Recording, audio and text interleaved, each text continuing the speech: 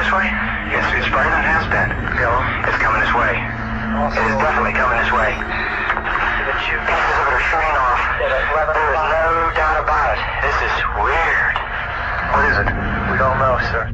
We're standing there in awe, and all of a sudden a beam came down right to the side of us. And I'm thinking, is this a warning? Is this communication? What is this, you know? What do we do now? There was something which he and his navigator saw, and his voice was quite shaky. He said, I don't know what it was, but on radar it was climbing like the clappers. These witnesses saw something real and solid. These are military witnesses, and these people, when they make a report like this and say this is highly unusual, you can take that to the bank.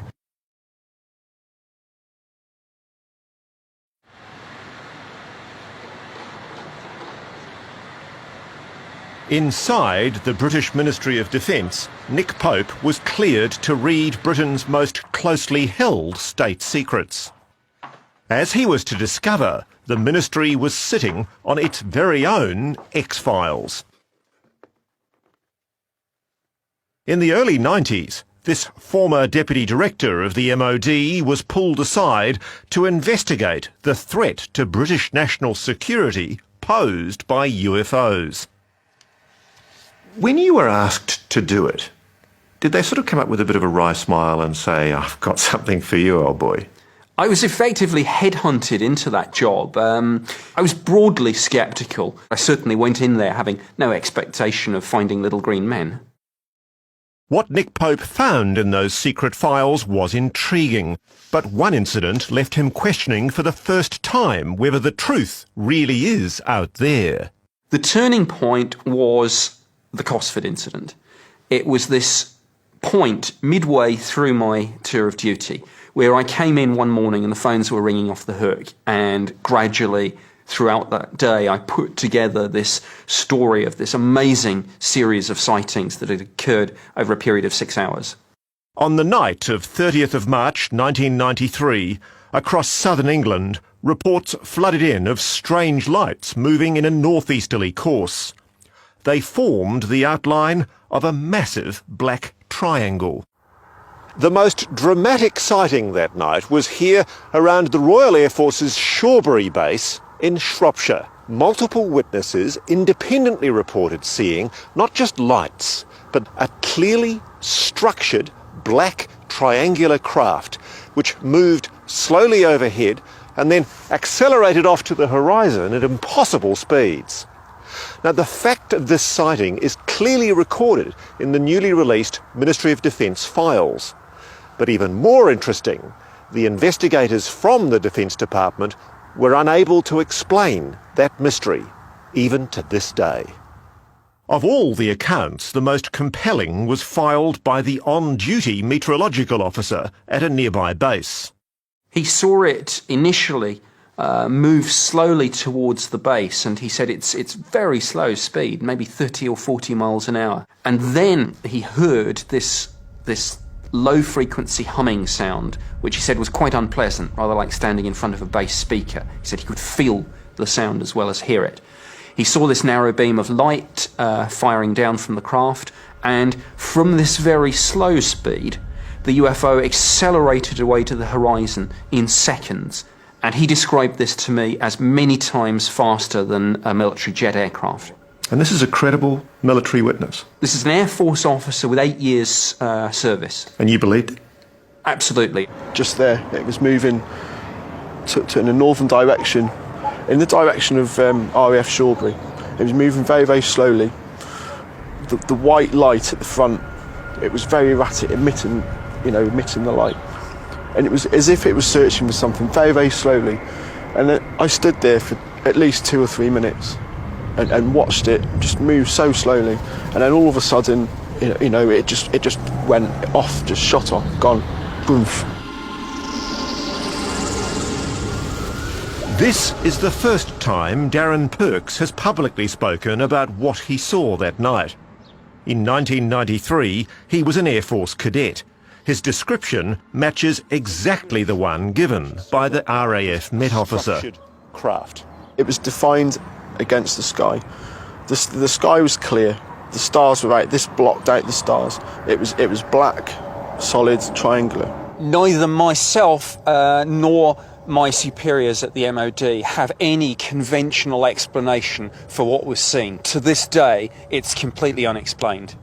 The British Ministry of Defence investigators even approached their American counterparts here in Washington, D.C.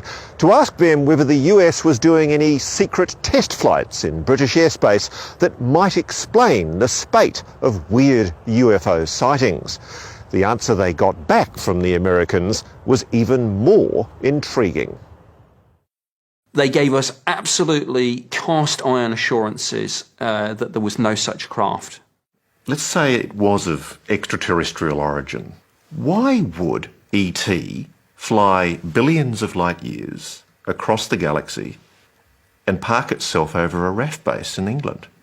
Speculatively speaking, if these things were alien, I guess their motives, it seems to me, would be scientific study. But crucially, you concede it's a possibility that it was alien. Forgive the politician's answer. I can't rule it out, but I guess in strictly logical terms, of course I can't.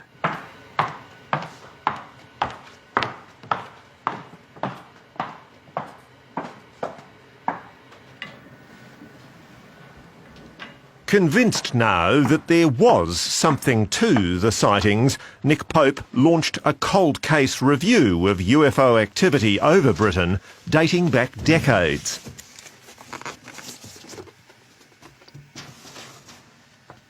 And what he found was a surprising number of cases where the ministry had no rational explanation for what had been seen. Well, this document here is pretty impressive. This is the Assistant Chief of the Air Staff being briefed on a UFO incident where an object was assessed as operating over the UK, completely unknown.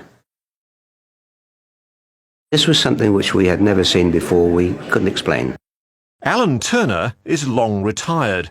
But in 1971, he was wing commander in charge of an Air Force radar unit that went on high alert after multiple objects moving at impossible speeds and heights were tracked on his screens.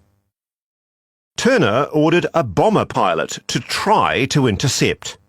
He admitted that there was something which he and his navigator saw, and his voice was quite shaky. He said, I don't know what it was, but on radar it was climbing like the clappers. We didn't see anything visually, but it was definitely on our radar. Would you have spoken out about what you saw that night while you were with the RAF? No. Why not? Professional integrity. I was told not to talk about it. Colonel Charles Holt was also worried that revealing what he saw would kill his career. It certainly wasn't career enhancing. How am I ever going to explain this? Nobody will believe this. It was 1980, and Holt was the US Deputy Base Commander at the Bentwaters RAF Base in England.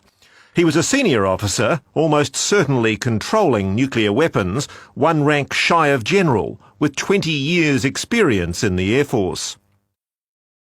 The on-duty flight lieutenant from the Security Police Squadron came in white as a sheet, and he said, it's back. What's back? He said, the UFO is back.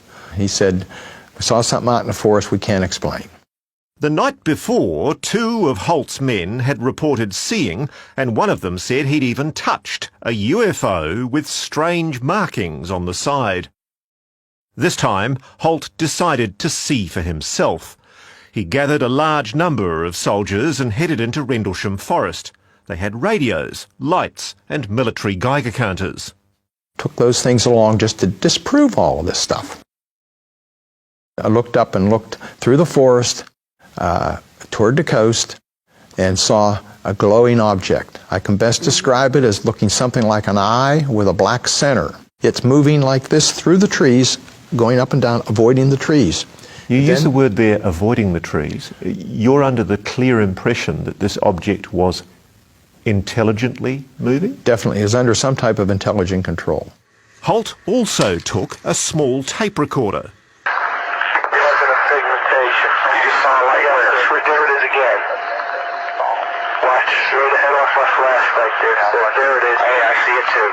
What is it? We don't know, sir. So you gotta try to get some of it. Yeah, it's a strange, small red light. Weird. It's coming this way.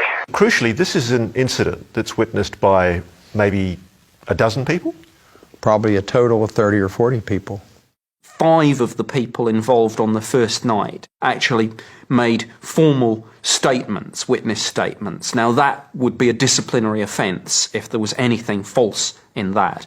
Holt submitted his investigation to his superiors with its explosive conclusion that an unknown craft had been seen by dozens of military personnel near one of America's most sensitive foreign bases. His report was buried. Do you believe that the US government or somebody in the US government knows more than they're letting on? I suspect there's more than one agency that knows a lot more than what they're letting on. I've met Charles Holt, and as far as I'm concerned, he's a very sincere and genuine and honest man. Just because he feels that he is certain about what he saw doesn't mean that there isn't any room for memory distortion or perceptual errors that were made at the time. Professor Chris French is Professor of Psychology at the University of London and an arch UFO skeptic. How do you explain eyewitness testimony from credible witnesses? Well, no matter how convincing the account and how convinced witnesses are, he says the mind plays tricks. And the most powerful trick of all is that there is an overwhelming human desire to believe we are not alone. I mean, to be perfectly honest, I'd love to believe. The idea that there is alien life out there, that we might make contact with it, that we might learn from it, is an incredibly exciting idea. I looked up and saw this thing in the sky. People very often will be influenced by what they think they might be seeing. And we have this very natural tendency to kind of fill in the gaps, both perceptually and in terms of memory. There's no doubt in your mind, it's very real. It is real. I know what I saw. I know what we saw.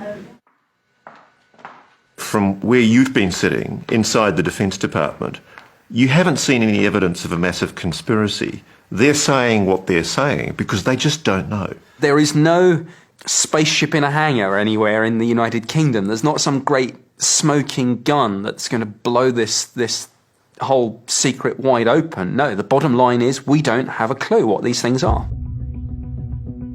Take the Cosford incident. There is some evidence to suggest that an unidentified object or objects was operating over the United Kingdom. That's about as close as the MOD will ever get to saying, yeah, these things are real.